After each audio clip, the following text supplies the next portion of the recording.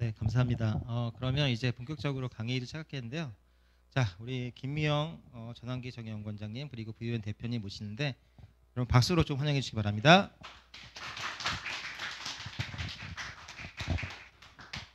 안녕하세요. 오늘 이렇게 와주신 분들은 정말 대단해요. 사실은 저희가 이 MPK 3기를 별로 홍보를 안 하고 있어요. 왜냐하면 솔직히 말해도 되죠. 그 이유가 뭐냐면 제목이 지금 이거잖아요. 국제인권법으로 본 한반도 법chế 오늘이잖아요. 이게 너무 사실은 낯선 주제거든요. 근데 저는 더 좀 구체적으로 얘기하면 국제인권법이 무슨 소용이 있으랴. 별로 매력을 못 준다라는 게 굉장히 큰 이유고, 그래서 저는 오늘은 우리 스태프들한테 아예 그 홍보 메일도 그냥 보내지 말라고 얘기를 했어요. 근데 아마 앞으로 이 강의는 인터넷을 통해서 들으시면 좀 도움이 될 것 같습니다. 그리고 VOA는 당분간은 그냥 인강이다 이렇게 생각하고 있거든요. 저희는 인강이에요. 그래서 즐겁게 공부하는 것은 아니고 이거 꼭 알아야 되니까 공부한다 이렇게 생각하시고, 도 변호사님이나 뭐 제가 하는 강의 때 여러분들이 하는 강의를 인터넷으로 공부한다 생각하시고 좀 공부해 주셨으면 좋겠는데, 제가 오늘 이 제목으로 시작을 하면서 가장 먼저 좀 재밌는 얘기를 할 거예요. UN 기구가 망하고 있습니다. 이게 가장 중요한 얘기예요. UN 기구가 지금 UN이 망하고 있어요. 지금 이렇게 얘기하면 UN이 기분이 나쁠 수 있지만 UN이 정말 망하고 있어요. 그 이유가 뭘까? 제가 오늘 그걸 먼저 설명할 텐데요. 저는 최근에 박근혜 대통령 탄핵과 관련된 여러 가지 복잡한 정치를 생각하면서 오늘 이게 좀 서두가 될 수 있을 것 같은데, 도태우 변호사님하고 저랑 같이 한 3년 정도 이 사건을 계속 팔로우업을 하지만 도 변호사님은 저하고 조금 또 다른 차원이 있어요. 근데 저는 훨씬 더 인문적으로 많은 고뇌를 하는데, 제가 지금도 가장 관심을 깊이 갖고 있는 대목은 박근혜 대통령이라는 어떤 한 존재, 실존적인 인물, 그리고 최소원이라는 존재, 어떤 실존적인 인물, 이 두 분의 가장 깊은 관심을 갖고 있어요. 제가 지금 이 말씀을 드리는 이유는 제가 아니면은 이 얘기를 할 사람이 별로 없다 생각돼서 먼저 미리 이 얘기를 좀 시작을 하고 싶은 게 다 연결되어 있기 때문이에요. 저는 박근혜 대통령이 그 2016년 11월 4일에 두 번째 사과를 하시고 그 검찰 수사를 받겠다, 특검을 받겠다 이렇게 말씀을 하셨는데, 제가 그때 엄청난 충격을 받았어요. 그리고 제가 그때 사실은 좀 비판을 했어요. 왜냐하면 그런 일이 일어날 수가 없는 일이기 때문이에요. 우리나라 헌법 84조가 대통령이 내란이나 외환이 아니면은 형사소출을 받지 않는다라고 딱 못을 박았거든요.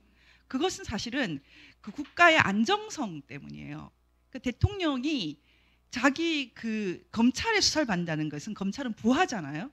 부하한테 수사를 받는다는 것은 사실은 권력을 던지는 거하고 똑같기 때문에, 그런 상황을 막기 위해서 심지어는 외환이나 내란 비슷한 일을 대통령이 저질러도 수사를 잘 못하게 돼 있어요. 뭐 지금 그렇지 않습니까? 그런데 그때 당시에 저는 박근혜 대통령이 그 헌법 84조가 있는데도 불구하고 수사를 받겠다, 특검을 받겠다라고 하는 순간 엄청나게 충격을 받았어요, 개인적으로.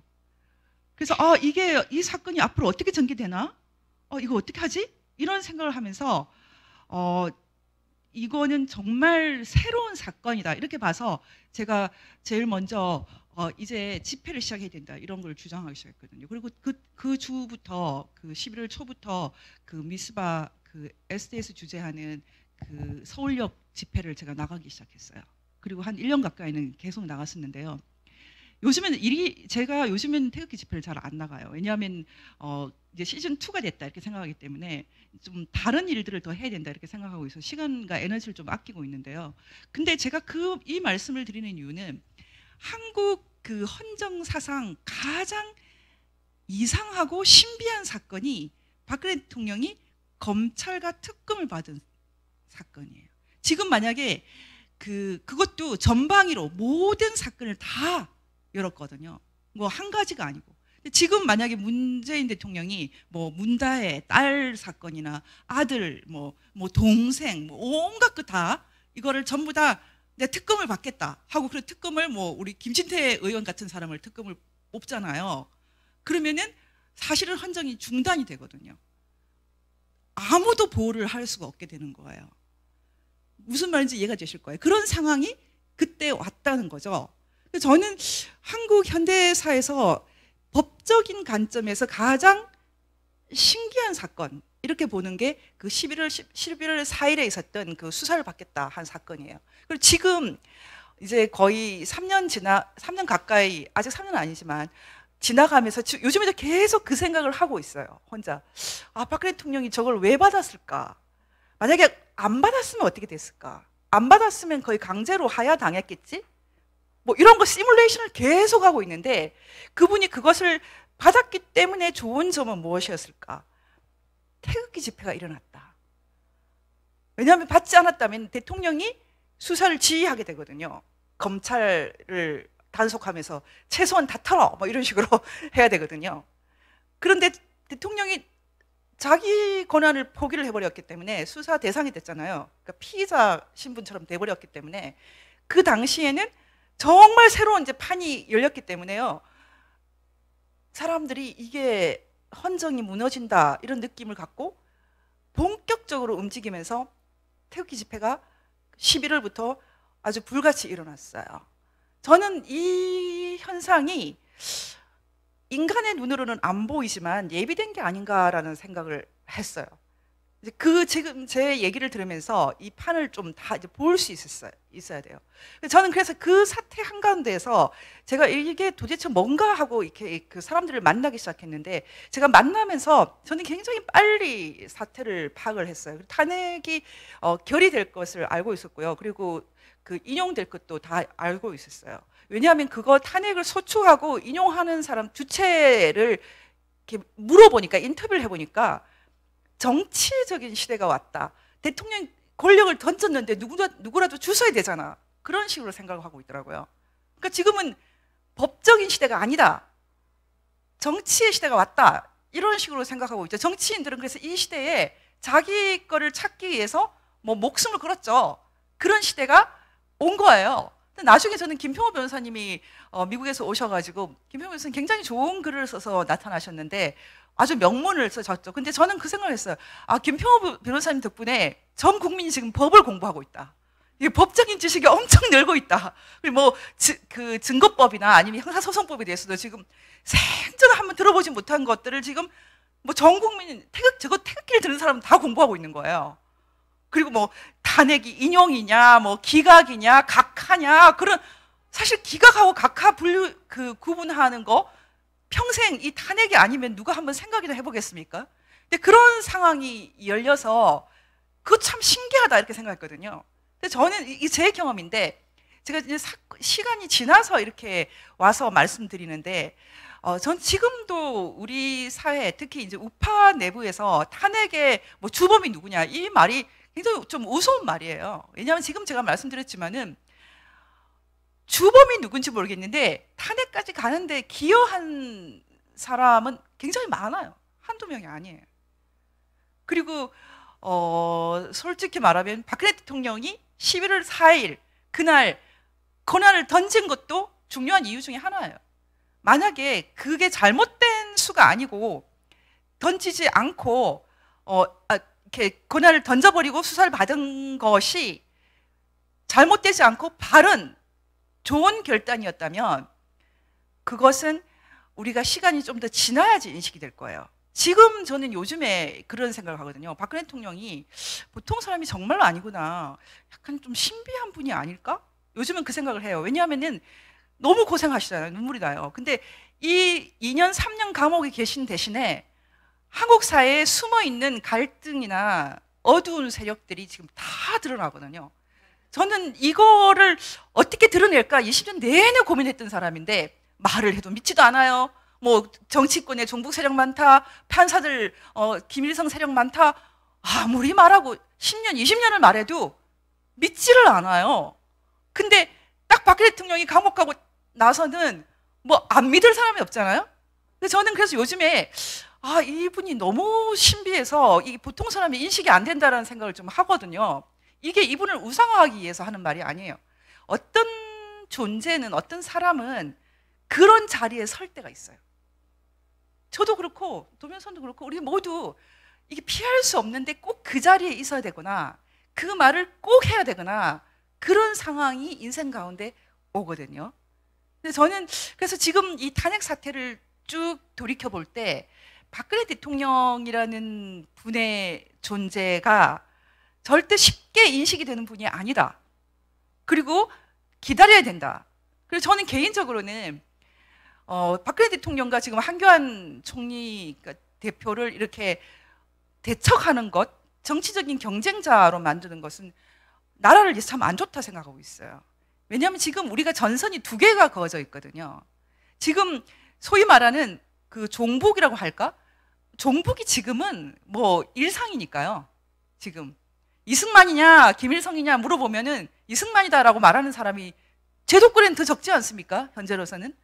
이게 어떻게 보면 나라가 지금 장악돼 있기 때문에 현재 여러분 잘 보시면 알겠지만 이 문제를 어떻게 해결할까? 이게 하나의 숙제가 있고 또 하나는 한국 헌정사상 가장 불행한 사건에 포함될 이 탄핵, 누가 이 탄핵을 드라이브하고 또 막지 않고 하는 그런 책임 문제도 또 우리가 버릴 수 없는 문제거든요.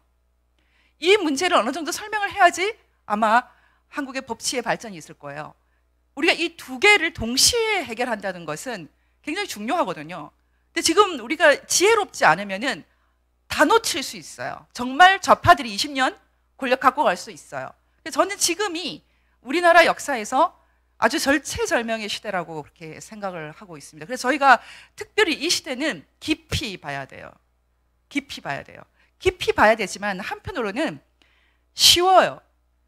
저는 20년 정도 지금 이 소위 말하는 종북 세력을 추적해 왔기 때문에 지금 일어나는 사태를 이해하는 게 저한테는 별로 어렵지가 않아요. 그리고 제가 지금 사명으로 갖고 있는 것은 이렇게 복잡해 보이는 이 사태를 쾌도남마 아주 깔끔하게 만들어주는 것, 그게 지금 제가 갖고 있는 사명이거든요.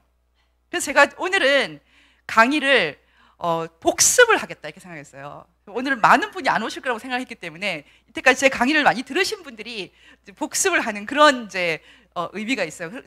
제가 지금까지 강의한 것을 그렇게 잘 이해하신 분들은 많지 않았어요. 근데 오늘 복습을 하고 나서 이제 시험을 봐야죠. 뭐 목사님, 권 목사님 여쭤볼게요. 알겠습니다. 그럼 제가 오늘 복습을 하기 위해서 제가 쾌도남마, 지금 현재 우리가 어디에 있고 이 탄핵 사태라는 것은 한국 정치사에서 어떤 의미가 있고 한국은 앞으로 어떻게 가야 되나, 이런 것들을 저희가 이제 생각을 할 때 특별히 저희는 이념가가 되면 안 돼요. 이념가. 나는 뭐 우익이다 좌익이다 이런 이념가 그런 것을 일단 버리고요. 우리나라가 지금 큰일 났다. 뭐 문제가 발생했다. 이 문제를 수습해야겠다. 문제를 풀어야 되겠다. 문제를 푼다라는 관점, 그 프로블럼 솔버 입장에 서 있어야 돼요. 아니 지금 우리 엄마가 지금 감옥에 지금 잡혀 있어. 풀어야 되겠어. 그럼 우리가 이념 뭐 이런 게 아니라 누구한테 도움을 받을까? 뭐 이런 것도 막 그런 거 고민하잖아요. 어떤 사람한테 가서 물어봐야 되나? 이런 거 고민하잖아요. 그러니까 저희가 지금은 이념 속에 함몰되면 너무 복잡해지기 때문에 어떤 문제가 있고 그 문제를 어떻게 풀 것인가, 이런 방식으로 접근을 해야지 보입니다. 그리고 더 중요한 것은 문제 자체를 모르는 사람이 많아요. 지금 우파들도 우익들도 너무 많이 허무주의에 빠져 있어요. 이놈의 세상 그냥 먹고 죽자, 뭐 아니면 거의 청산별곡이 너무 많아. 그리고 이놈의 나라 문제가 절대 해결도 안 될 것 같아. 뭐 이런 식으로 아주 패배주의에 빠져 있는 사람들이 많거든요. 근데 제가 말씀드릴 수 있는 것은 문제가 해결됩니다. 별로 어렵지 않아요. 그리고 지금 우리나라가 절대 나빠지는 길을 가고 있지 않아요. 잘 되는 길을 가고 있어요. 제가 사기꾼 같죠? 나중에 틀리면 저한테 항의하세요. 근데 우리가 지금 반드시 거쳐야 될 어떤 소용돌이에 들어있지만 이건 절대 나빠지는 길이 아닙니다. 그걸 여러분들이 반드시 이해하셔야 돼요. 그럼 좋습니다. 제가 세상의 그림을 통해서 복습인데요. 이 캐도 남마식으로 이제 자리를 찾아갈 거예요.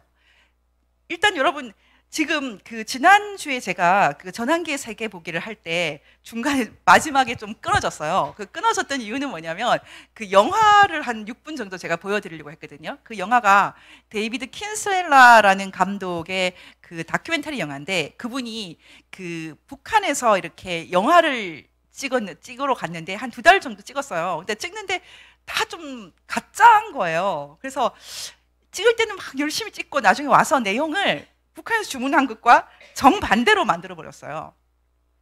그분은 원래 약간 좀 좌파 계열의 그 감독으로 알려져 있거든요. 유럽에서. 근데도 가서 금방 뭐 얼마 안 돼서 이 모든 게 가짜다, 이게 세트다, 이걸 알아버린 거예요. 근데 지금 한국의 주체사상파들은 40년 동안 몰라요. 참 모르기도 힘든데 몰라요. 알아도 모른 척 하고 있어요, 지금. 그러다가 지금 들킨 게 지난 6월 6일이죠. 김원봉 사태 드디어 들킨 거 아닙니까? 이제 이거를 이제 제가 오늘 이 강의를 통해서 이분들을 위해서 수습하는 방법도 알려드릴 거예요. 수습을 해야죠. 이거 수습해야 될 문제입니다. 이게 사실 좀 정말 부끄러운 일이거든요. 근데 이걸 수습을 해야 돼요. 그럼 제가 오늘 이제 이 수습을 하는 지금 여기 보시는 뵈니까 벌써 제가 수습을 해서 좌파들을 도와줄까 봐 걱정하시는데 걱정하지 마세요. 제가 지금 이것을 수습한다는 것은 한국이 진짜 정말 망신 당하는 상황에서 좀 나라가 얼굴을 좀 세워야 되는데 이 사태가 왜 벌어졌나 그것을 좀 이해할 필요가 있다. 조금 전에 이제 도토 변호사님이 그 김원봉은 6.25 전쟁 전범이다. 그리고 6.25 전쟁에 대해서 책임을 묻지 않고 서운을 하는 것은 절대 안 된다라고 한 1시 반 정도의 그 논평을 하셨는데 오후에 그 청와대에서 그 김원봉 서운은 없다라고 발표를 하더라고요. 지금 조금 전에 발표를 했어요. 청와대에서 김원봉 서운은 일체 없다 이렇게 발표를 했거든요. 근데 이렇게 되는 거는 이걸 계속 붙들고 있다가는 뭐 정권도 날아가고 지금 내년 총선도 날아갑니다. 그만큼 심각한 문제예요. 그러면 좋습니다. 이 문제가 왜 이렇게까지 심각하게 됐는지 저희 표를 같이 보면서 이제 공부를 좀 할 텐데요. 한번 잘 보십시오. 먼저 전 세계를 봅니다. 우리는 지금 지구 바깥으로 지금 갔어요. 지금 지구 바깥으로 가서 지구를 내려다봐야 되고 그리고 역사는 이제 100년 뒤로 가셔야 됩니다. 지구 바깥에서 100년 전에 이렇게 우리가 이제 봐야 돼요. 지금 여기 계시면 안 돼요. 지금 같이 갑시다. 근데 지금 잘 보시면 우리가 지금 일어나고 있는 이 모든 사태의 가장 중요한 안경이 지금 세계가 모두 자유를 향해서 간다. 그 자유라는 것은 너의 자유가 아니라 나의 자유. 각자가 갖고 있는 자유. 세계 인권 선언의 그 인권은 세계 자유 선언이거든요. 그때 그 인권은 전부 뭐 빈곤으로부터 자유, 뭐 폭압으로부터 자유, 뭐 언론의 자유, 다 자유예요. 세계 인권 선언이 유엔에서 선포한 세계 인권 선언이 사실 다 자유 선언이거든요. 그러니까 인권이 알고 보면 자유예요. 근데 이 자유를 향한 긴 도정에 있다라고 생각을 하면서 지난 100년을 한번 봤으면 좋겠어요. 그러면 일단은 20세기 전반에는 자유의 적이 제국주의와 전체주의예요. 제국주의. 어쨌든 다른 나라 민족을 이렇게 노예 삼는 것은 자유의 적이죠. 좋게 해석하려고 하면 또 해석할 방법이 있을지 몰라요. 근데 우리는 그렇게 생각하지 말고 그냥 투명하게 봅시다. 어떤 한 타민족을 이렇게 억압하는 것은 자유의 적입니다. 제국주의는 자유의 적이에요. 전체주의는 20세기 전반 중에 또 후반이죠. 파시즘, 군국주의 이런 것은 더 심각한 적이죠. 그런데 이 20세기 전반에는 그래서 어떻게 구성이 됩니까? 아군, 자유의 편에 선 나라가 미국, 영국, 프랑스, 소련, 중국까지 있어요. 연합국이라고 불러요. 그리고 적국은 독일, 이탈리아, 일본이에요. 지금 이제 김원봉 사태 이번에 이해하시려면 이거를 잘 보셔야 됩니다. 지금 왜 이런 사태가 벌어지냐면 이 당시에 그 소련과 연합을 했던 그 처칠이나 루즈벨트가 사실은 스탈린을 경멸했거든요. 엄청 싫어했어요. 너무 싫은데도 불구하고 이 그 당시 히틀러가 너무 세기 때문에 연합을 할 수밖에 없고, 실제로 2차 대전은 소련 사람들이 거의 3천만이 죽지 않습니까? 3천만. 미국 사람들은 40몇만이에요. 비교가 안 돼요. 영국 사람도 40몇만 죽었고, 소련 사람들은 민간인 군인 합해서 뭐 러시아 사람만 해도 1700만? 하여튼 소련이 거의 3천만이 죽었거든요. 말이 됩니까 이게? 사실은 2차 대전은 소련의 전쟁이죠. 소련 사람들을 완전히 몰살시켜서 승리한 게 연합군의 승리거든요. 그래서 지금 이 5나라가 20세기 후반으로 가면은 재빨리 공을 나눠 먹게 돼요. 그게 바로 유엔입니다. 그래서 유엔이 1945년에 이 5나라가 주축이 되어서 어떤 약속을 했어요? 이 5나라가 우리가 안전보장이사회가 되자, 이렇게 된 거잖아요. 유엔 안보리, 지금도 가장 강한 슈퍼파 유엔 안보리라는 것은 2차 대전 전성국을 말해요. 그런데 이게 간단한 게 또 아니에요. 왜 간단하지 않냐면, 이렇게 유엔이 1945년 10월 24일에 쫙 열었잖아요. 열자마자 바로 그 안에서 다시 적군과 아군이 나뉘는 거예요. 전반의 적군이었던 독일, 이탈리아, 일본은 모두 자유의 편에 왔어요. 공산주의에 대해서는 바로 대적을 하는 우리 편이 됐어요. 그런데 같이 한 편이었던 소련, 중국이 적군이 되는 거예요. 그런데 처음에 이 5개 국을 할 때요, 이때 중국이 장개석의 중국이었어요. 처음에는. 그래서 자유중국이 처음에는 5개국에 있었거든요. 근데 이거 보니까 너무 균형이 안 맞으니까 1950년에 러시아, 소련이죠, 그 당시에. 소련이 데모하고 집 나갔어요. 공산 중국을 넣어달라고. 데모하고 집 나가니까 1월 달에 나갔는데 6월 달에 전쟁이 터지잖아요. 그 러시아가 집을 비운 사이에 어떻게 했겠어요? 미국이 안보리 소집해가지고 한국에 들어가자. 그래서 안전보장이사회가 유엔 깃발을 들고 한국을 지키러 가는 거죠. 이런 신비한 일이 어떻게 있습니까? 그래서 소련이 집 나간 사이에 안전보장이사회 결의로 한국 전에, 사실은 미국이지만 한국 전에 들어갔거든요. 얼마나 놀라운 일이에요. 근데 지금 한번 잘 보십시오. 근데 그 뒤에 결국은 어떻게 됐습니까? 중국이 이제 공산 중국이 들어오죠. 공산 중국이 들어오고 대만은 어떻게 됐어요? 대만은 유엔 차원에서 나라 취급을 못 받잖아요. 지금 우리나라도 국가로 인정하지 않아요. 그 대표부만 있거든요. 대만이 괜찮은 나라인데도 국가로서는 지금 정체성이 약해졌어요. 잘 보십시오. 근데 이게 또 중요한 얘기입니다. 그럼 일단 20세기 후반에 이 아군과 적군이 나눠서 싸우는데, 한국은 두 패로 또 분단됐죠. 한국이 참 불쌍해요. 왜 불쌍하냐면 항상 애매해요. 항상 100년 내내 애매한 자리에 있어요.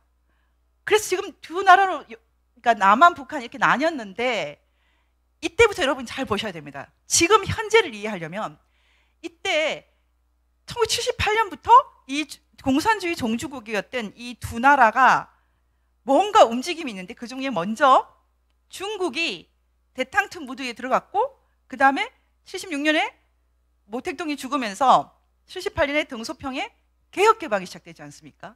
근데 이 개혁개방이라는 것은 절반의 패배죠. 절반의 패배. 무슨 말이냐면, 공산주의라는 것은 경제적으로는 시장을 배격하는 거예요. 정치적으로는 공산당 조직을, 공산당 독재를 하는 거예요. 공산당 독재는 유지하면서 시장은 개방하니까 반만 포기하는 거잖아요. 이것을 미국이 인정을 해준 거죠. 그때 바로 이런 것을 기획했던 사람이 헨리 키신저라고 해서, 헨리 키신저는 언제나 음모론의 주인공이 되지 않습니까? 근데 음모론의 주인공인 뭐 그 정도 수준은 아니에요. 키신저가. 합리적인 이유들이 있어요. 이때 78년만 해도 그 당시에 미국의 대소 정책이라는 것은 봉쇄거든요. 봉쇄. 딱 너네끼리만 살아. 확산시키지 마.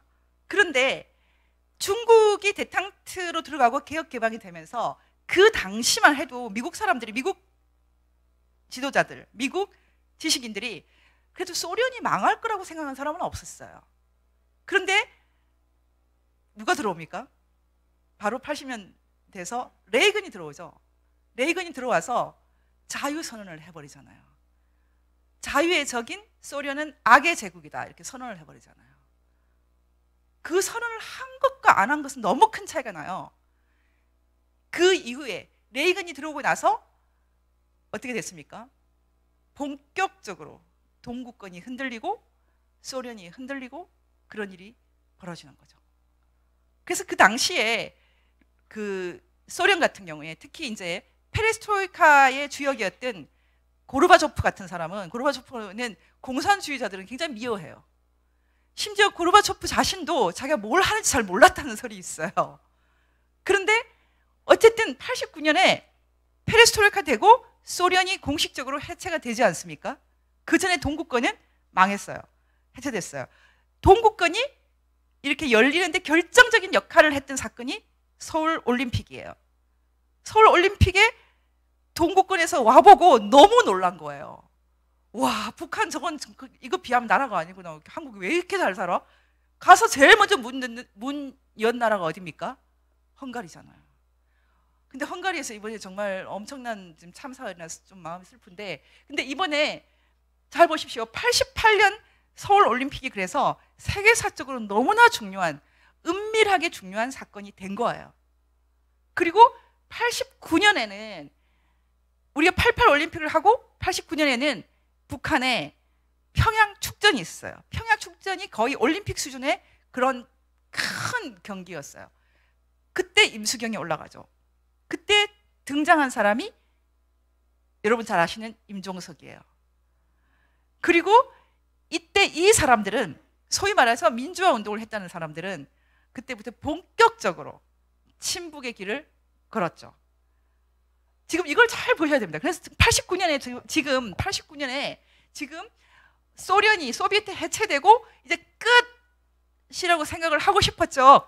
그런데 어떻게 됐습니까? 2019년에 봤더니 절반의 붕괴를 했던 중국이 나머지 붕괴를 요구받고 있잖아요. 홍콩에서 지금 뭐 수십만이 지금 데모하고 있고, 시진핑이 그래서 엉뚱한 일을 벌이잖아요. 그게 뭡니까? 1대1로. 1대1로라는 것은 중국 입장에서는 미국하고 대항하려면은 에너지 수송로를 확보를 해야 되거든요. 반드시 개척을 해줘. 우리나라는 1대1로하고 상관도 없어요.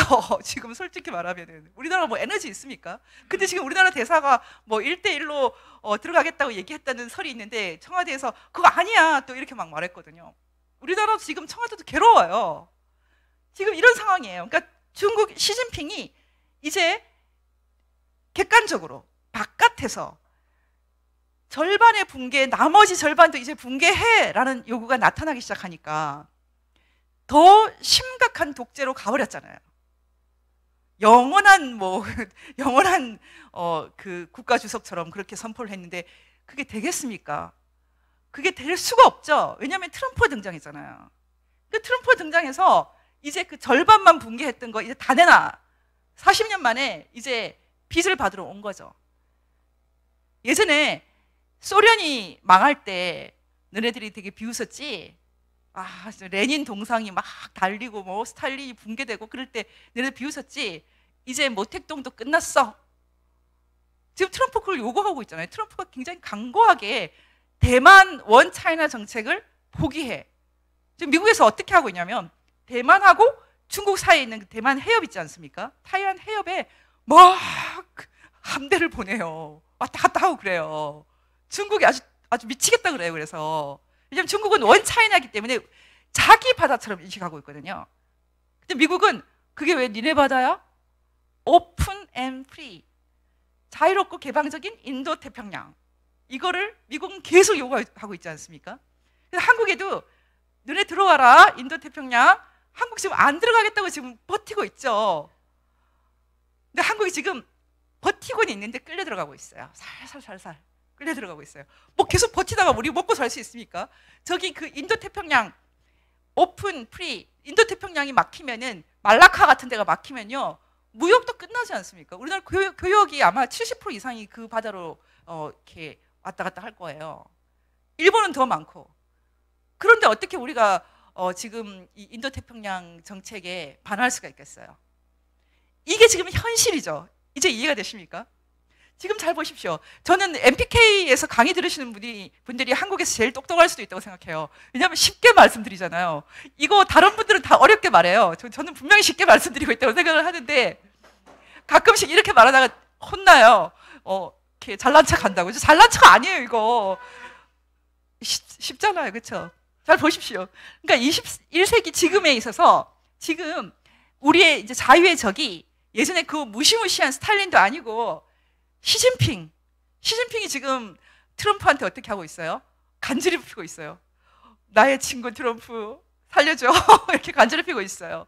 넌 나의 친구야. 말하자면 미국 입장에서 중국을 예전에 공산주의 종주국으로서의 중국과 소련으로 보지는 않아요. 소련 같은 경우는 미국 입장에서는 강해요. 지금도 사실은 좀 강해요. 그 이유가 뭐냐면 아까 제가 2차 대전 전승국 5나라가 모두 유엔 안보리가 되고 그 이후에 70년대에 가서 또 하나 더 먹어요. 그게 뭐냐면 NPT를 먹어요. NPT는 뭐냐면 핵은 우리 5나라만 만들자 이런 약속이거든요. 핵은 우리 5나라만 망해야 돼? 이렇게 약속을 한 거예요. 그러니까 지금도 국제법적으로는 핵을 만들 수 있는 나라는 5나라밖에 없어요. 그런데 5나라 중에서 특별히 2나라는 더 특이해요. 그게 소련과 미국이었어요. 2나라는 다른 나라들하고 다르게 상호 확증 파괴를 할 수 있을 만큼 개발한 거예요. 말하자면 중국이 100개 있으면 소련은 1000개, 1000개도 더 많죠. 뭐 수천 개죠. 그런 식으로 미국이든 중국이든 핵전쟁을 시작하면 그냥 지구를 썰어버릴 정도의 상호 확증 파괴 능력을 갖고 있는 나라는 지금도 러시아하고 미국밖에 없어요. 그러니까 말하자면 아직도 미국 입장에서는 중국은 소련에 비해서 러시아에 비해서는 좀 쉬워요. 더 중요한 것은 중국이 절반을 붕괴했다고 말씀드렸잖아요. 절반의 붕괴, 개혁 개방을 하면서 시장을 개방하면서 지금 미국 가보면 정말 흔하게 만날 수 있는 사람이 중국 유학생이에요. 요즘에 지금 중국 유학생 안 보낸다 막 이런 얘기 하잖아요. 미국에서 눈 하나 깜짝 안 하죠. 뭐 콩 수출 안 한다 막 그런 너무 좀 웃긴데 전혀 뭐 눈 하나 깜짝 안 하죠. 그런 상황이에요. 다시 말하면 미국이 중국에 대해서 할 수 있는 게 너무 많은 거예요. 40년 동안 경제적으로 종속을 시켜버렸죠. 그리고 2000년대 들어서 WTO에 들어왔거든요. WTO에 들어왔다는 것은 어떤 의미가 있냐면 중국이 사실은 국제 경제 룰을 지켜야 된다. 지금까지 미국이 중국에 대해서 짝퉁을 좀 만들도록 봐줬어요. 세계에서 제일 짝퉁을 잘 만든 나라가 중국이에요. 근데 그 이유가 뭐냐면 짝퉁을 봐준 거죠. 지금도 한국 브랜드 중국 가면 다 있대요. 뭐 설빙 이런 거 다 있고요. 롯데리아 이런 거 다 있더라고요. 제가 좀 웃겼어요. 롯데리아가 아니라 롯데리아. 그 짝퉁을 봐준 거죠. 왜냐하면 어느 정도는 이렇게 모방을 해야지만 되잖아요. 근데 지금 트럼프가 어떻게 나옵니까? 이제 짝퉁 안 돼. 지적 재산권이 엄청나게 무서운 거예요. 파괴적인 거거든요. 지난번에 저희가 그 영화 6분 보여주다가 저희 VON 계정 폭파되는 줄 알았어요. 중간에 끊어졌잖아요. 컴퓨터가 AI, 그러니까 로봇가 찾는 거죠. 무시무시해요. 우리 이제 인공지능과 경쟁을 해야 되는 판이에요. 와, 무시무시해요. 그런 시대에 이제 중국을 향해서 너네들 짝퉁 그만해. 그리고 스파이 그만해. 하웨이 사건이 기술 도둑 이제 더 이상 허용 안 한다. 이거잖아요. 다시 말하면 미국이 중국을 향해서 할 수 있는 게 너무 많은 거죠. 지금 이 사이에서 우리나라는 지금 어떻게 하고 있습니까? 우리나라는 고통스러워하고 있어요. 한마디로 말해서 고통스러워하고 있는데 이건 조금 나중에 얘기할게요. 그렇게 간단하지는 않아요, 상황이. 근데 지금 이 표는 여러분이 다 이해가 됐습니까? 잘 보십시오. 근데 정말 중요한 건 이겁니다. 지금 21세기에 지금 자유의 적이 이슬람 IS 같은 테러 집단이 있고 오바마 때 상당 부분 해결이 됐죠. 지금도 있지만은 그래도 항상 그래서 미국의 대외 정책의 넘버원은 중동이었어요. 트럼프 시대에 미국 역사상 처음으로 북한이 된 거예요. 미국 사람들은 지금도 6.25 전쟁을 굉장히 자랑스럽게 생각하거든요. 미국 그 미드를 보면 제가 얼마 전에 본 그 미드에 그 연세가 드신 분들이 몇 번 나왔어요. 70대 막 이런 분들이. 그분들이 그 드라마에서 얘기하면서 중간에 계속 내가 한국전에 가서 뭐 부산에 주둔했는데 뭐 이런 말을 다 해요. 전부 다 한국 전쟁에 대해서 너무나 자랑스럽게 얘기를 하고 있어요. 그 사람들은 베트남 전에 대해서 좀 부끄럽게 생각해요. 미국 사람들이 제일 싫어하는 게 지는 거거든요. 그러니까 좀 부끄럽게 생각하는데 한국전은 그 당시에 이겼다고 생각하는 것은 아니에요. 그 당시는 사실은 북쪽까지도 이렇게 그 메가더가 그 중국을 핵공격을 해가지고 북쪽도 자유진영으로 만들자고 했던 것을 좌절시켰잖아요. 그래서 봉합을 하고 넘어갔거든요. 근데 일단 그렇게 분단이 된 이후 70년 동안 한국이 승리하도록 도왔고 한국이 승리한 걸 본 거죠. 그래서 미국 입장에서는 한국을 보는 게 너무 기쁨인 거예요. 그걸 제일 많이 표를 낸 사람이 오바마 대통령이에요. 제가 오바마 대통령 때 그 케냐에 한번 갔었어요. 아프리카 케냐에서 이제 그 친구들하고 얘기를 하는데 케냐 애들하고 얘기를 하는데 야 오바마가 너네 케냐 아버지가 케냐 사람인데 대통령 됐어. 그랬더니 그 걔네들이 하는 얘기가 우리 부족 아니에요 그러는 거예요. 트라이브가 다르다고 걔네들은 세컨드 트라이브래. 그러면서 자기는 퍼스트 트라이브라는 거예요. 그러면서 여기 와가지고 그 당시에 케냐의 나이로비 대학에서 와서 계속 한국 얘기를 하는 거예요. 오바마가. 그래서 이 사람들은 한국에 대해서 잘 알아요. 한국은 1950년대에 전쟁하고 어떤 나라였냐. 너네들하고 비교가 안 된 지금 얼마나 잘 살아. 이런 얘기를 막 하는 거예요. 점프를 주는 거죠. 그만큼 미국 입장에서는 한국이 1953년에 승리했다기보다는 70년 동안 승리한 걸 확인한 거죠. 그래서 미국의 선택이 옳았다. 절대로 미국은 한국을 포기하지 않아요. 그래서 미국은 계속해서 1948년에 한국이 독립했다고 말하거든요. 어떻게 한국이 1945년에 독립했냐. 그때 우리가 군정이었잖아. 이런 얘기를 노골적으로 합니다. 지금도. 얼마 전에 미국 국회에서 미국 의회에서 상하원이 모두 한국은 쉽게 말하면 1919년 임시정부를 통해서 그 착공을 해서 1948년 8월 15일에 완공이 된 준공이 된 나라다. 그런 식으로 성명을 내줬잖아요. 지금 우리 정부가 그 얘기를 너무 고통스러워 하는데 그렇게 미국은 확인을 해버리더라고요. 1948년에 만들어진 나라, 그 나라는 신탁통치 찬성도 아니고, 이번에 김원봉이라는 사람은 신탁통치 찬성한 사람이에요. 신탁통치 반대. 왜 그때 신탁통치를 하라고 했습니까? 한국에 와봤더니 뭐 누르팅팅한 옷이나 입고 다니고 여기는 한 40년은 통치를 해줘야 되겠네. 그렇게 생각한 거 아닙니까? 근데 우리가 싫다라고 선언을 했죠. 근사한 그런 헌법 만들었고 자유민의 공화국을 선포했거든요.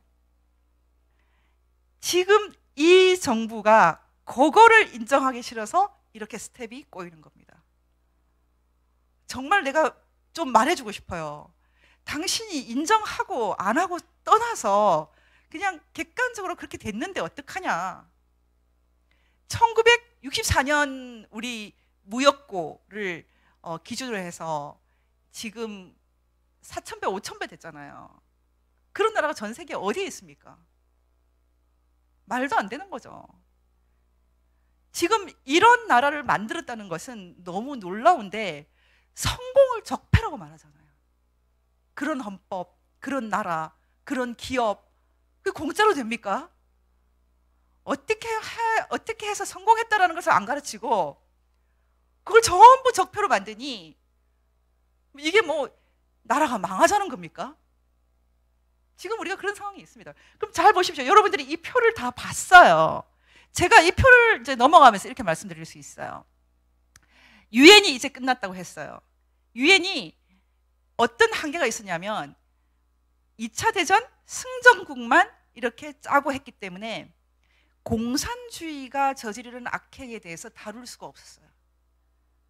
그래서 20세기 후반에 있었던 공산주의의 무시무시한 악행들, 킬링필드에서 몇백만이 죽고 북한에서 또 몇백만이 죽고 이런 뭐 한두 가지가 아니잖아요. 중남미에서 마찬가지고 공산주의 악행에 대해서 유엔이 손을 쓸 수가 없었어요.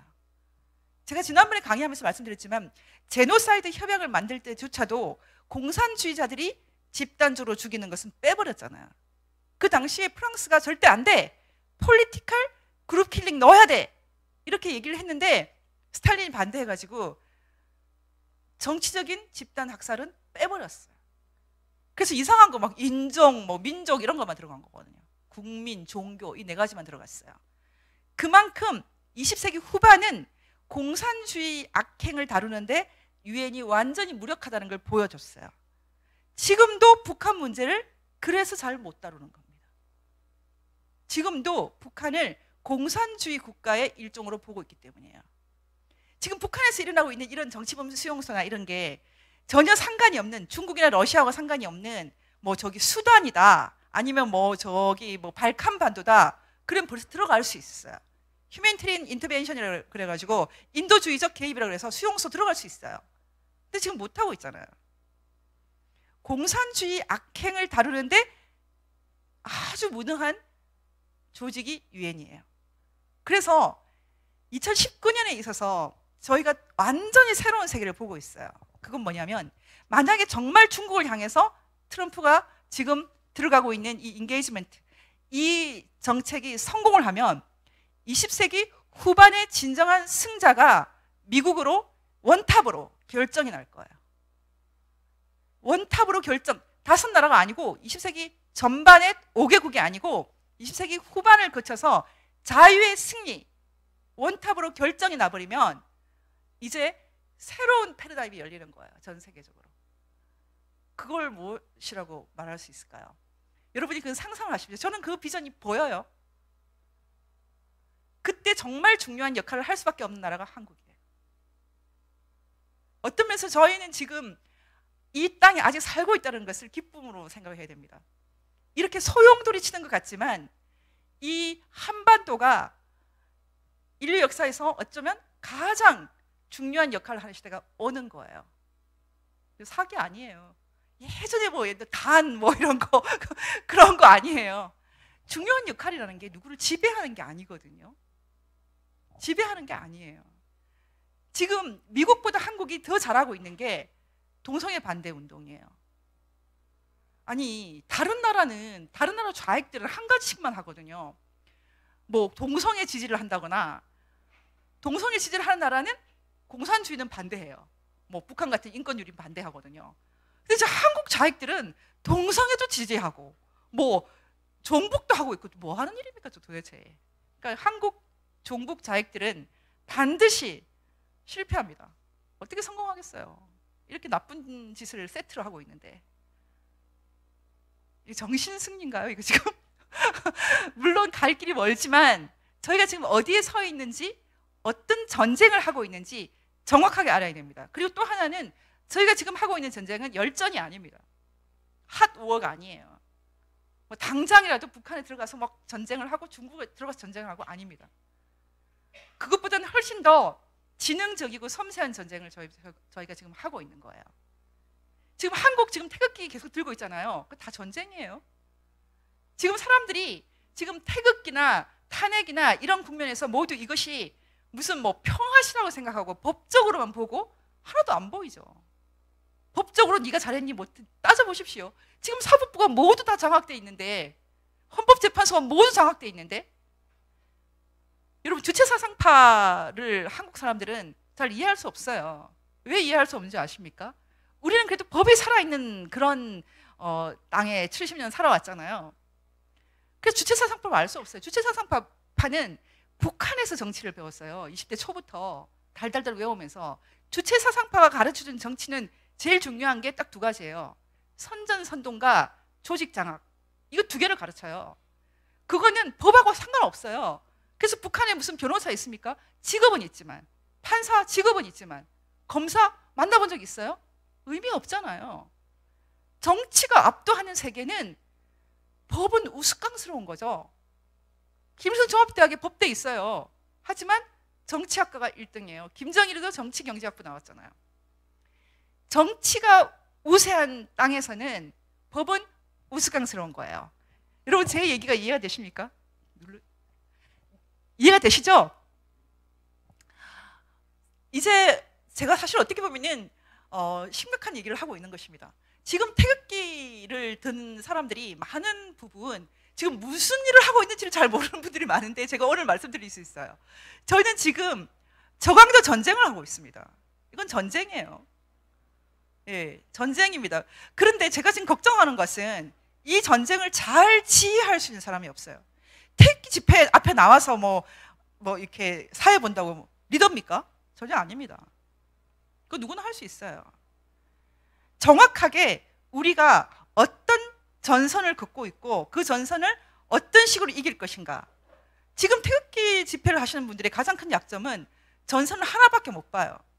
지금 전선은 여러 개입니다. 하나 이기면 끝나는 그런 게 아니에요. 다 볼 수 있어야 돼요. 오늘 제가 여러분들이 더 많이 보게 하기 위해서 이 세 장을 보여드리는 거예요. 첫 번째 장은 끝났어요. 이제 유엔의 시대가 정리되고 있다. 북한이 정리될 것이다. 중국이 정리될 것이다. 이건 피할 수 없습니다. 그리고 미국이 원탑이 될 거예요.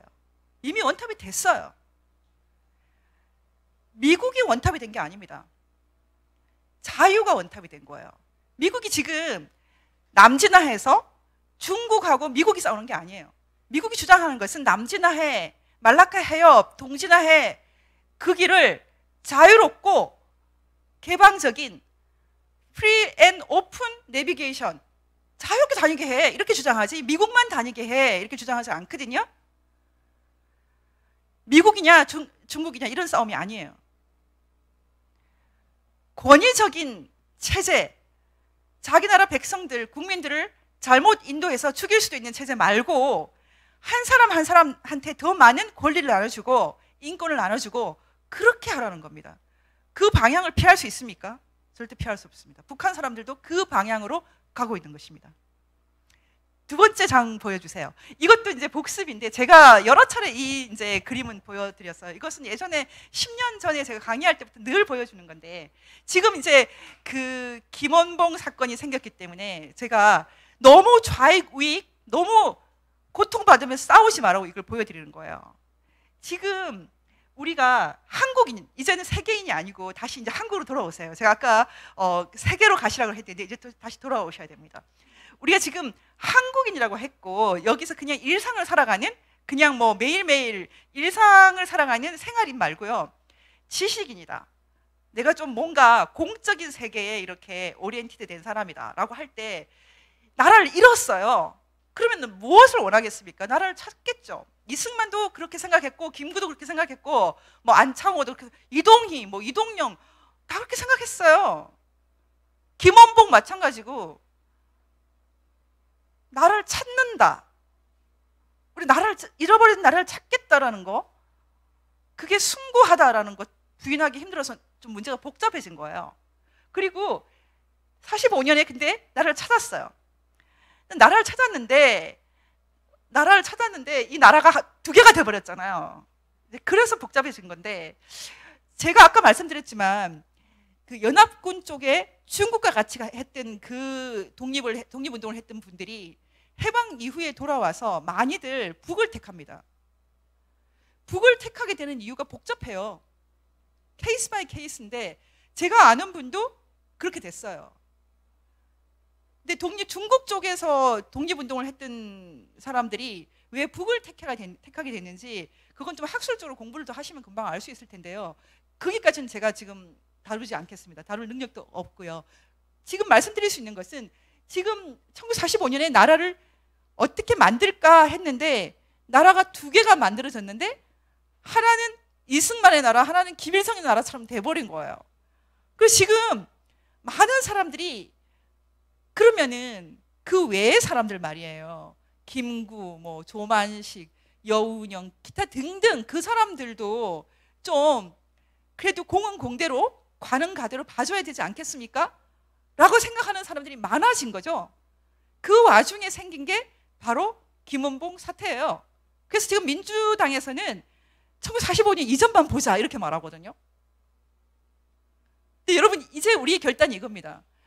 정말 2019년을 살아가면서 우리가 대한민국이라는 국가 공동체를 살아가면서 1945년부터 2019년까지의 역사를 배제하고 생각할 수 있는 그런 능력이 있습니까? 우리 다 그때 태어났어요.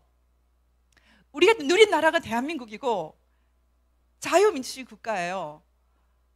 우리가 아는 것은 일제시대가 아니거든요. 지금 1948년에 만들어진 위대한 대한민국 헌법을 기준으로 다시 봐야죠. 1945년 이전에도 다시 봐야죠.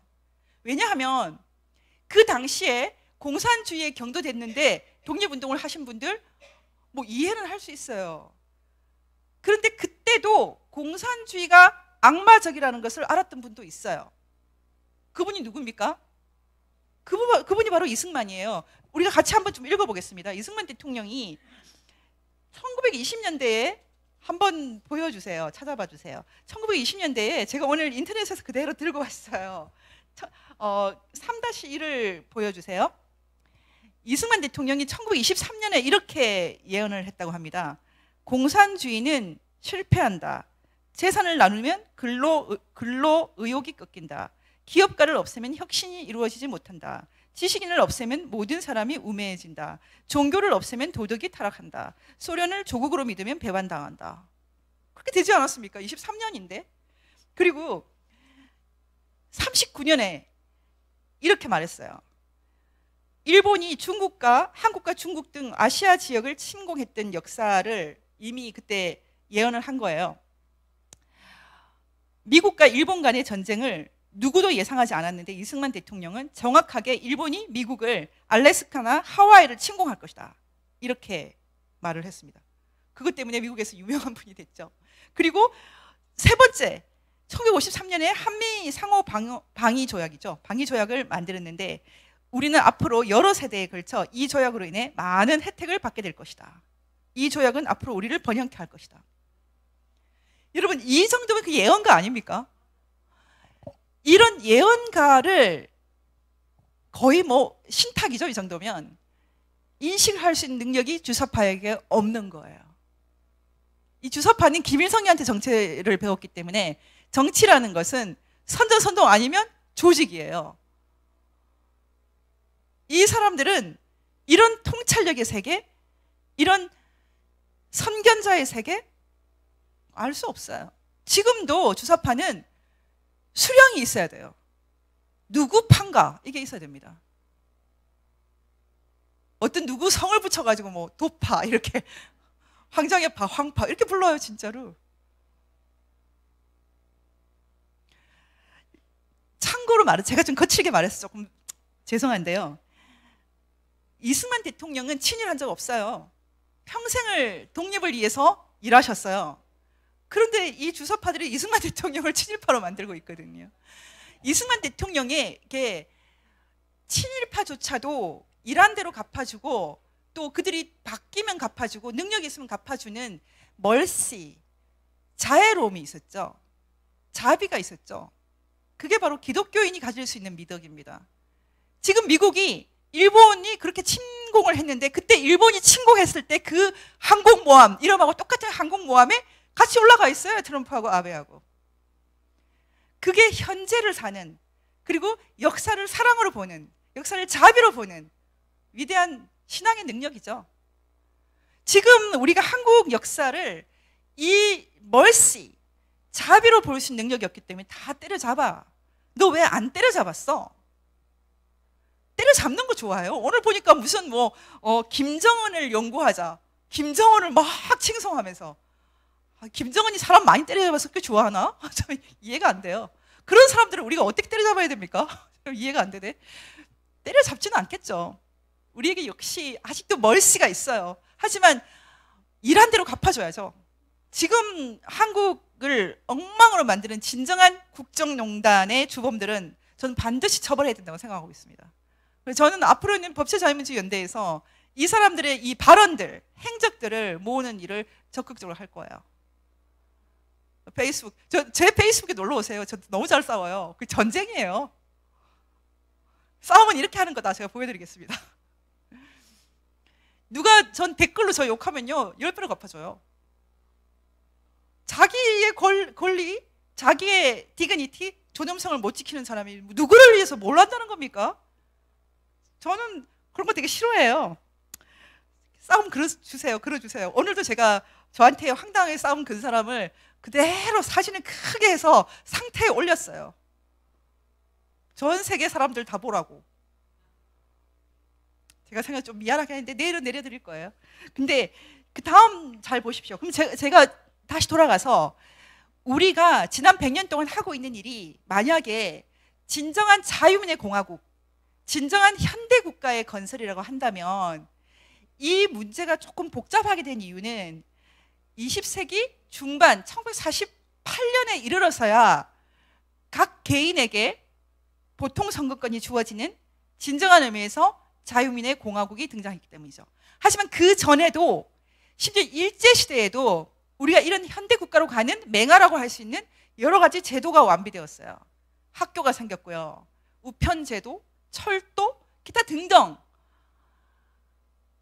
우리 이런 거 건설한 사람도 다 일본 치하에 있었기 때문에 뭐 악인입니까? 일제시대 때 이 땅에 산 사람을 다 적폐 취급하고 있잖아요. 그게 바로 지성의 빈곤입니다. 그러니까 이 시대에 권력을 가지고 있는 여러분들 공부 좀 하십시오. 제발 부탁입니다. 여기 권력 하나도 없잖아요, 우리는. 그러니까 저희는 상관없고요. 지금 청와대에서 연설문 쓰는 사람들 언제까지 이렇게 하실 겁니까? 정신 좀 차리기 바랍니다. 지금 이 표에서 가장 중요한 건 이겁니다. 제가 아까 1988년 말씀을 드렸는데 1988년에 승리가 끝났습니다. 올림픽 때 동구권에서 한국에서 와보고 한국에 맞았어. 김일성한테 속았어. 김일성한테 끝까지 속아가지고 김일성한테 우상화까지 배웠던 차우셰스쿠는 어떻게 됐습니까? 맞아 죽었죠. 죽어가면서도 몰랐대요. 그때 그 차우셰스쿠 부인이 그렇게 말했대요. 이것들아 왜 이러니 나한테. 난 너의 어미다. 엘레나가 그렇게 말했다 그러거든요. 우상화. 김일성이한테 우상화 배운 차우셰스쿠는 넘어갔고 인민에게 권력을 나눠준 다른 나라들, 체코, 헝가리 뭐 다 살아났습니다. 지금 88년에 이미 전쟁이 끝났는데 88년 이후 지금까지의 역사는 사실은 북한은 합리화, 강고한 우상을 조금씩 약화시키는 합리화로 달려가고 남한은 선진화로 달려가고 있어요. 근데 북한이 합리화되는 역사 가운데서 가장 큰 반동이 언제 있었냐면 김일성이 죽었을 때 김정일이 더 우상 숭배 체제를 강화시켜버렸어요. 더 공포 체제를 만들어버린 거예요. 그 결과로 300만이 굶어 죽었잖아요. 그때 사람들을 좀 도망칠 수 있게 해줘야 되고 떠날 자유를 줘야 되고 먹고 살 수 있게 해야 되는데 중국으로 도망가면 줄줄이 잡아들이지 않나, 뭐 손을 쇠사슬로 묶어오지 않나, 있을 수 없는 그런 인권 유린을 한 거죠. 지옥의 가장 깊은 곳에 아마 김정일이 있을 겁니다. 엄청난 반동을 하고 결국은 북한이 어떤 길을 갔습니까? 더 이상은 배급 체제를 유지하는 것은 안 되겠다. 어느 정도는 시장을 좀 열어야 되겠다는 생각을 안 한 건 아닙니다. 그건 사실이에요. 하지만 이미 너무 적기 때문에 핵도 같이 개발해야 되겠다. 핵을 같이 개발한 거 아닙니까? 그리고 나중에 김정일이 자기 아들한테 권력을 물려줄 때는 시장을 조금 다시 줄이려고 했어요. 그때 한 것이 화폐개혁입니다. 화폐개혁을 해서 배급 제도를 좀 어느 정도 다시 세워서 김정은이 통치를 좀 쉽게 하도록 해주려고 했는데 그것도 망해버렸죠. 그래서 지금 김정은이 갖고 있는 마지막 카드가 핵밖에 없어요. 그 핵을 내놓겠습니까? 내놓을 리가 없죠. 안 내놓으면 죽여버릴 겁니다. 안 그러겠어요? 예, 안 내놓으면 죽어요. 지금 그런 상황이에요. 이 판국에서 우리의 주사파 정권이 이 판을 읽지 못해서 트럼프한테 속은 거죠. 트럼프는 지금 남한 지금 한국 쟤네들한테 무기 좀 팔아먹자야. 이번 기회에 무기 좀 팔아먹자 그러면서 실컷 골렸잖아요. 우리는 그거 다 알고 있었어요. MPK에서 논평 다 했어요. 제가 논평한 거, 뭐 도면서 논평 틀린 거 한번 갖고 와 보십시오. 미리 다 말해줬잖아요. 제가 베트남 갈 때 김정은이 70시간 기차 타고 갈 때 그랬잖아요. 이번에 너가 가면 딱 한 가지만 공적이 있다. 그것은 베트남에 한번 갔다는 거. 그것밖에 없을 거야 라고 그 전날 제가 얘기했잖아요. 그게 뭐 예언자라서 아는 게 아니에요. 정상인은 알 수 있다고 생각합니다. 근데 이 시대가 너무나 상식이 무너져서 지금 우리 대통령이 상식 얘기를 했을 때 우리 다 웃었잖아요. 지금 무슨 말씀하십니까 지금? 그렇게 속고 다니면 반성을 하셔야지. 당신들 안에서 상식이 다 무너지고 합리성이 다 무너졌기 때문에 북한을 합리화하는 것을 도와주지를 못하는 겁니다. 아무도 지금 북한에 가서 뭐 때려 부술 생각하는 사람 아무도 없어요. 핵 내놓고 합리화시키는 프로그램을 가동을 하면 도와줄 겁니다. 다. 트럼프도 도와준다고 했잖아요. 이 정권이, 대한민국 주사파 정권이 합리화되어 있지 않는데 누구를 합리화시킵니까? 당신들이 다 속고 있는데 누구를 합리화시킵니까? 저는 지금 현재 한국에서 가장 불행한 사람들은 지금 현재 권력을 갖고 있는 사람들이라고 생각합니다. 왜냐하면 그분들은 선진화도 못 되고요. 야만화되고 있어요. 야만화. 자기들이 지금 청와대 가가지고 맨날 캐비넷 뒤져요. 그거 다 대외 빕니다. 3급 비밀이에요. 그런 거 자기들 필요하면 다 쓰면서 야만화되고 있으면서 태양광? 무슨 신석기로 돌아갑니까? 원전을 어떻게 하루아침에 세울 수 있어요? 전 세계가 다 비웃는 일입니다. 당신들이 야만화되고 있는데 어떻게 대한민국의 숙제인 선진화를 시키며 북한의 숙제인 합리화를 시킵니까? 이 정권에 제가 말하고 싶은 것은 지금 한반도는 진정한 의미의 법치, 합리화, 인권화, 선진화로 가고 있으니 좀 비켜주세요. 당신들 가장 큰 걸림돌입니다. 인강 좀 들으세요. VON 인강 좀 들으세요. 공부 좀 하세요.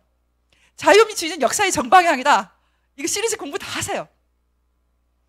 지금 한반도는 진정한 의미의 자유민의 공화국을 향해서 나아가고 있습니다. 북한에 한국보다 더 근사한 나라가 등장할 것입니다. 우리 생애 동안에 반드시 볼 것입니다. 그게 비전이에요. 그게 꿈입니다. 이런 거를 우리 애들한테 가르쳐야 돼요. 애들이 신이 나서 막 돌아다니게. 애들이 지금 너무 불쌍하게 됐잖아요. 어떻게 애들 이 모양으로 만듭니까? 넘어가겠습니다. 다음 표. 예, 세 번째 표는 제가 사실 오늘 1시간 강의하려고 그랬는데요. 너무 시간이 많이 가고 있어요. 세 번째 표는 지난번에 보여드린 거예요. 근현대사 인식의 전쟁. 지금 한국 역사, 한국이 이렇게 고통을 받는 이유는 다 보여주세요. 우파투가 권력을 하나도 안 갖고 있기 때문이에요. 지금 우파투가 확실한 국회의원은 김진태 의원 말고 제가 몰라요. 혹시 아는 분이 있어요? 우파투가 확실한 분은 김진태 의원 말고 누가 있습니까? 예? 안 물어봤어요. 물어봐야 돼요. 저는 제가 아는 사람 중에는 우파투가 확실한 분은 김진태 의원밖에 없어요. 김진태 의원 대통령 됐으면 좋겠어요. 이 사람들이 안 시켜주니까 천천히 보고 있는 겁니다. 혹시 지금 그나마 여론조사에서 제일 그래도 많이 나오는 한교안 총리가 대표가 저렇게 될라나? 지금 우파투 빼고는 모두 없어져야 됩니다. 다 잘못된 생각입니다. 우파투가 뭔지 제가 알려드리겠습니다. 4.3은 자유민의 공화국, 대한민국 건국을 위해서 제주 지역에서도 자유로운 나라를 만들기 위해서 남로당의 도발을 막은 사건이에요. 제 말 틀렸습니까? 이렇게 말하는 사람은 누가 있어요 지금? 그 다음에 8.15 넘어가고 48년 건국, 대한민국 70년 건국 날 누가 이승만 대통령을 기억하고 누가 감사를 올렸습니까? 더불어민주당에서 했어요? 반만 역사에서 가장 위대한 날을 패싱하지 않았습니까? 그 다음에 6.25야말로 진짜 지금부터는 블루오션입니다. 5.18이 아니에요. 6.25는 누가 일으켰냐? 6.25는 누가 어떻게 해서 승리했나? 우리는 이 나라를 어떻게 지켰고 한미동맹을 어떻게 맺었나 각종 정말 승리의 역사가 이때 시작되는 겁니다. 6.25 전쟁이 없었으면 어쩌면 진짜 대한민국은 없었을 수도 있어요. 언제나 흔들리고 6.25 전쟁을 통해서 우리가 토지 제도 개혁을 확실하게 시킬 수 있었고요. 6.25 전쟁을 통해서 한미동맹을 맺을 수 있었어요. 6.25 전쟁은 위대한 자유민의 공화국을 위한 희생이었어요. 그렇게 말하는 사람이 지금 정치권에 누가 있어요? 그 다음에 5.18 여러분, 5.18이 슬픈 사건이죠. 6.25에 비해서 그렇게 대단한 사건입니까? 수십만이 수백만이 피를 흘린 그 자유를 위해서 피를 흘린 그만큼 위대한 사건이에요. 근데 여러분 전부 5.18만 말하고 6.25는 다 덮자, 잊어버리자. 6.25에 작년에 대통령 몸살 나셨잖아요. 이번에는 뭐 어떻게 되실지 모르겠네. 감기 걸리실래요? 감기 조심하십시오. 6.25가 정말 중요합니다. 6.25 때 피를 흘렸기 때문에 우리에게 자유가 있고 우리에게 번영이 있었어요. 6.25 때 평화를 얘기하는 거, 평화 가장 쉬운 평화는 그냥 나라 주면 돼요. 김일성이한테 주면 돼요. 평화 함부로 말하지 마십시오. 그냥 노예되는 게 평화입니까? 그냥 지는 게 평화입니까? 승리하는 게 평화죠. 지금 한국에 이 우파투 세력이 없어요. 잠정적으로는 정말 한국은 5천만 중에 4,900만이 모두 우파투라고 저는 믿고 있습니다. 잠정적으로는. 근데 언론이 장악당하고 국회가 장악당하고 청와대가 장악당하니까 완전히 소수처럼 보이는데 지금부터 저희가 이 우파투 혁명을 일으켜야죠. 진짜 이게 혁명이에요. 사람들 다 물어봐야죠. 너 정말 자유민주주의 맞냐? 아니면 너 나랑 평생 안 만난다. 전 지금 내 주변에 가까운 가족도 다 지금 사상 금증하고 있어요. 색깔론 하고 있어요. 당신 자유민주주의자 맞습니까? 아니면 나랑 못 놀아요. 평생 못 볼 수도 있어요. 장례식에서 만날 수도 있어요. 전 딱 못 박아서 말해요. 전 투철해요. 죽어도 저 같은 사람이 칭찬받을 거예요. 김일성, 김정일, 김정은 체제 유지시켜주는 게 평화라고 말하는 사람이 칭찬받겠습니까? 하나님 앞에서. 죽어도 저 같은 사람이 칭찬받을 겁니다. 네, 그럼 좋습니다. 마지막으로 제가 이제 이거를 정리하고 넘어가겠습니다. 시간이 많이 갔기 때문에 6장밖에 안 갖고 왔는데 이렇게 많이 갔어요. 오늘 그 주제가 그 UN 인권 기구가 있었어요. 그렇죠? UN 인권 기구가 있었기 때문에 제가 이건 좀 말씀을 드려야 되는데, 제가 UN이 망하고 있다 이렇게 말했는데 그걸 너무 고지고대로 들으시면 안 됩니다. 망하고 있다는 것은 UN이 정말 중요한 일을 수행하기가 어렵다라는 뜻이지 정말 망한다는 뜻이 아니에요. UN은 지금 아주 독특한 일을 하고 있어요. 그 중에 하나가 이겁니다. 연내 UN 인권 이사의 국별 정례 인권 검토. 정말 우리가 UN을 통해서 박근혜 대통령을 구할 수 있겠습니까? 진짜 지금 뭐 몇십 년 감옥에 넣겠다, 지금 그런 말도 안 되는 얘기를 하는데, 그런 사태가 오면 유엔은 도움을 받아야 되겠죠. 근데 유엔은 너무 먼 길입니다. 돌고 돌아가는 길이에요. 유엔은 심리 가는 거를 하루 길을 10년 가는 사람들이에요. 느린 사람들이에요. 절차가 너무 많고 복잡한 사람들이에요. 그래서 지금 유엔에서 하고 있는 이 그 정례 인권 검토, 이건 저희가 준비는 해야 됩니다. 그때까지 대통령이 안 나올 수 있기 때문에 이게 2년 후에 지금 유니버설 페리오딕 리뷰라고 하는 UPR을 합니다. 그게 각 나라의 인권 그 실태를 보고하는 보고인데요. 이것에 대해서 이 민간 NGO나 민간 이런 운동가들이 할 수 있는 그런 것들이 꽤 있어요. 이때 NGO들이 하는 활동을 반영을 해주거든요. 저희가 보고서 이걸 준비를 해야 된다고 생각하고 있어요. 2년 남았어요. 근데 이 그 정례 인권 검토가 뭔지 제가 좀 얘기를 하고 싶으면, 이건 반기문 그 사무총장 작품이에요. 유엔 그 반기문 사무총장이 욕을 많이 먹는 이유 중에 하나가, 이게 UPR이라는 것은 진짜 인권 유린이 있는 나라들만 하는 게 아니라 인권 유린이 하나도 없고 오히려 과잉인 나라들, 뭐 네덜란드 같은 나라 있잖아요. 막 그런 데도 다 보고를 해야 되는 거예요. 그러니까 말이 안 되는 거죠. 진짜 인권 문제가 있는 북한이나 뭐 이렇게 중국 이런 데만 하는 게 아니라, 원래 UN 인권위원회라고 있어요. 커미션 온 휴먼 라이트. 이것은 인권 문제를 좀 이렇게 그 제대로 다루는 건데 계속 공격을 당하는 거예요. 인권을 정치화시킨다고. 그래서 반기문 시절에 결단을 내린 게 뭐냐면 유엔 인권위원회를 이사회로 바꿔버리고 카운슬로 바꿔버리고 여기서 주로 활동하셨던 분이 강경화 지금 외무부 장관이에요. 제가 그때 그 유엔에서 이분을 만났었어요. 제가 지금 말씀드리는 핵심이 이겁니다. 유엔 인권 이사회 체제라는 것은 인권 문제가 없는 나라들도 모두 보고를 하기 때문에 이게 지금 인권 문제를 해결하는 도움을 못 주는 거예요. 그래서 여기 UPR 때문에 이상한 일이 벌어졌는데 뭐냐면은 선진국은 모두 동성애 문제만 얘기하는 거예요. 그 동성애가 더 이걸 통해서 더 막 조장이 되는 거예요. 지금 그런 상황이 있습니다. 그런데 지금 저희가 그럼에도 불구하고 이 그 UPR을 이용을 해야 돼요. 왜냐면 한국은 인권 문제가 거의 없는 나라였거든요. 제가 UPR 하는 그 현장에 제가 앉아 있었어요. 유엔 그 건물에 있었어요. 2013년에. 그때 보니까 되게 웃긴데요. 북한인가 중국인가를 이렇게 보고를 하니까 그 코멘트를 하는데요. 자기 친한 나라들끼리 막 옹호를 하는 거예요. 친한 나라들끼리. 이게 지금 유엔의 현실이에요. 그래서 인권 문제가 있다가도 없어지는 거예요. 없다가도 있어지고 그런 상황인데 그럼에도 불구하고 의미 없는 건 아니에요. 지금 만약에 정말로 이 그 우리나라 인권 보고를 할 때 2021년에 이 탄핵 문제가 들어갈 수만 있으면 정말 좋겠어요. 노력을 해봐야 된다고 생각합니다. 그러려면은 준비하는 좀 이런 단체가 있어야 되고요. 그리고 외국에 있는 인권 단체들하고 연합도 해야 되고 저는 지금 사태가 빨리 안 풀리면은 이런 국제 캠페인을 이제 할 때가 됐다 이렇게 보고 있습니다. 저희가 그건 계속 검토를 하겠습니다. 그리고 하나 더 제가 이제 말씀드리는 건 전환기 정의. 제가 전환기 정의 연구원을 만들지 않았습니까? 지금 거의 개점 휴업이에요.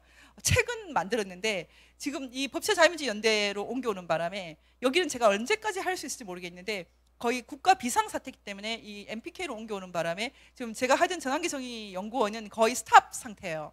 근데 이 전환기 정의라는 것은 워낙은 제가 북한을 평화롭게 법적으로 바꾸는 메커니즘을 그 연구하는 데거든요.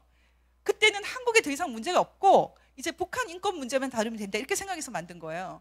근데 지금 한국이 더 심각해져가지고 할 수 없이 지금 이걸 하고 있는데 이 전환기 정의라는 것은 뭐냐면 유혈 없이 전쟁 없이 심각한 인권 문제가 정의롭게 해결되는 거.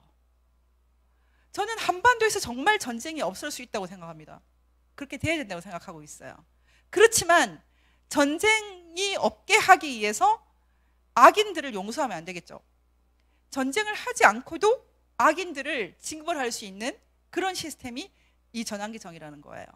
저는 이 그 숙제를 앞으로는 5.18이 아니라 전 세계에서 가장 이제 모범이 되는 전환기 정의 사례를 이때까지는 광주 5.18을 들었거든요. 왜냐하면 5.18이 배상이 됐지 않습니까? 배상이 굉장히 중요하거든요. 근데 처벌도 중요하고 배상도 중요한데 대통령들을 처벌하고 배상을 막 실컷 했기 때문에 전 세계에서 인권운동가들 사이에 최고의 전환기 정의 연구 사례가 5.18인데 저는 6.25 전쟁이 돼야 된다고 생각하고 있습니다. 왜냐하면 지금 6.25 전쟁 때 납치된 분들 못 돌아오고 있잖아요. 국군포로 못 돌아오고 있잖아요. 그리고 전쟁을 일으킨 전범들 아무도 지금 처벌 안 받았잖아요. 그렇죠?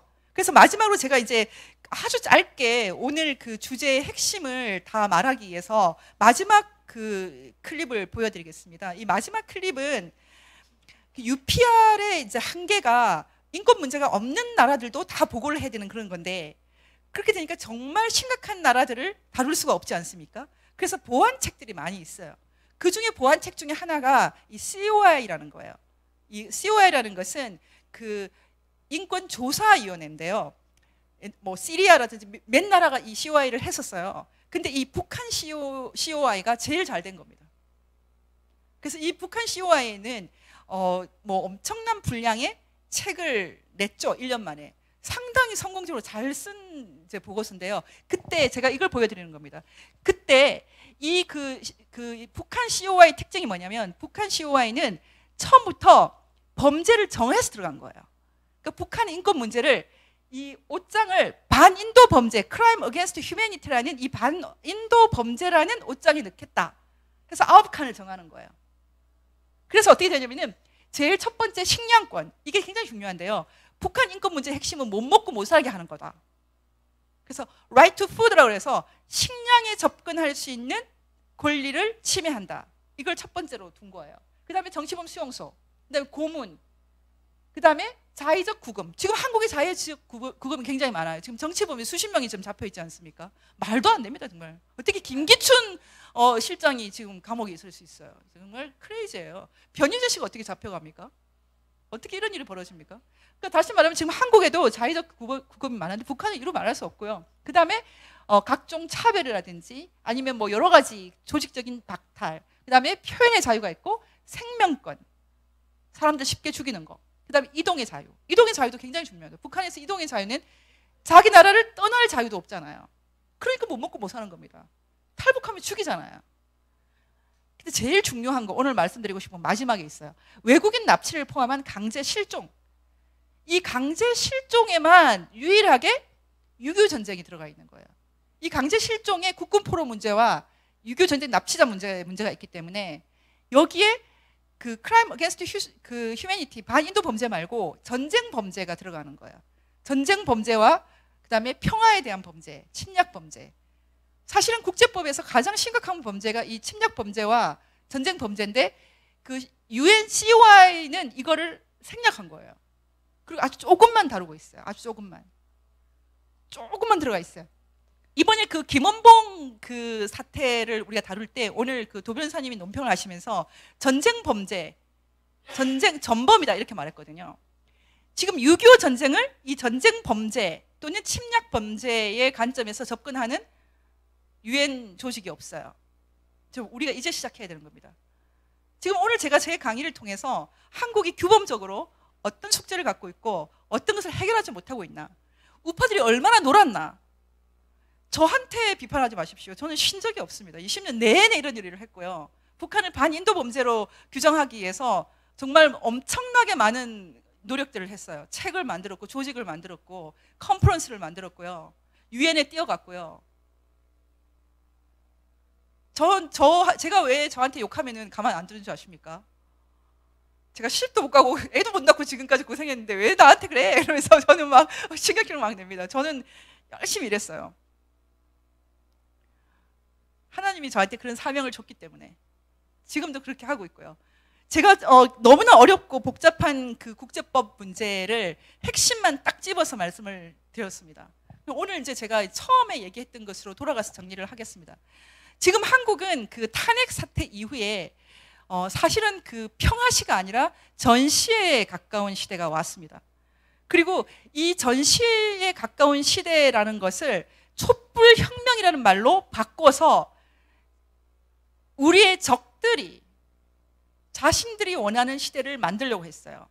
헌법에서 자유를 삭제하고 헌법에서 3조를 위협할 뻔했어요. 헌법 3조 없애면 분단됩니다.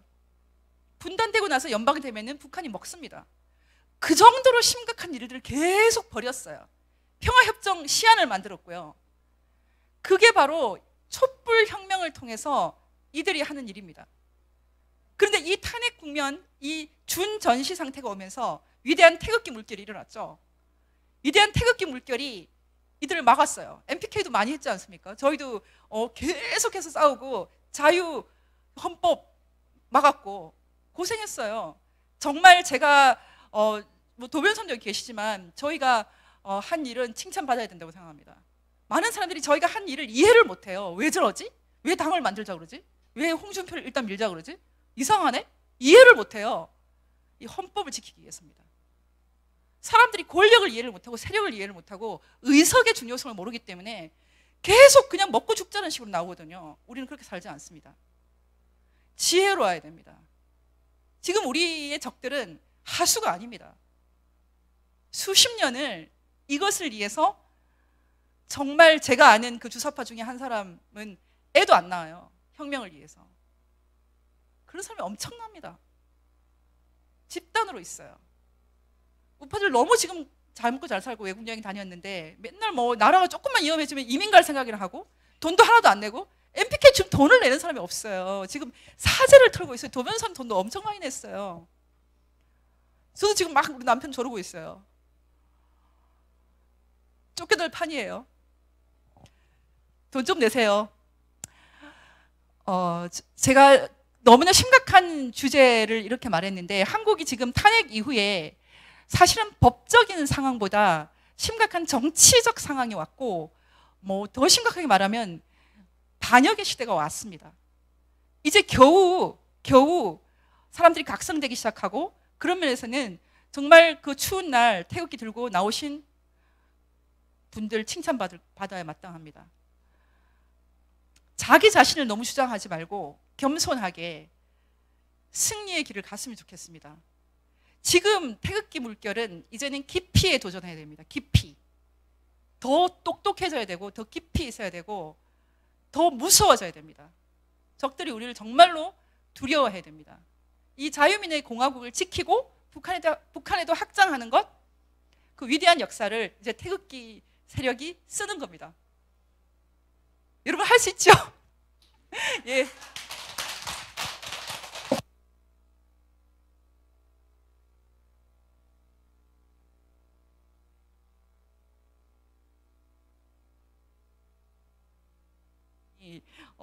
사보타주 중이에요. 안 나오셔가지고요. 잠깐 여기 좀 드시고 질의응답하고 이렇게 토론하겠습니다. 방송 여기까지 끝났죠?